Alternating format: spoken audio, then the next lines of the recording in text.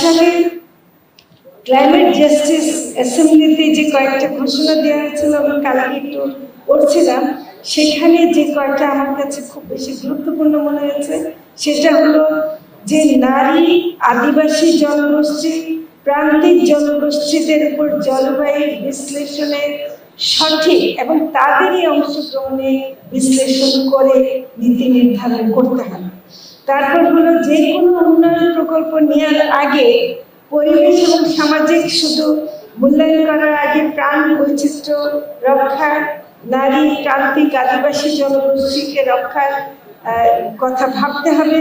বৃহৎ উন্নয়ন প্রকল্প প্রণয়নের আগে সম্ভাব্য ক্ষতিকে নিরূপণ করতে হবে এবং বাংলাদেশকে জীবাশ্ম জ্বালানি নির্ভরতা কমাতে হবে। এটা আমাদেরই সাজেশন ছিল অনেকগুলোর মধ্যে। আমি এই কয়টাকে আরেকটু রিইটারেট করলাম।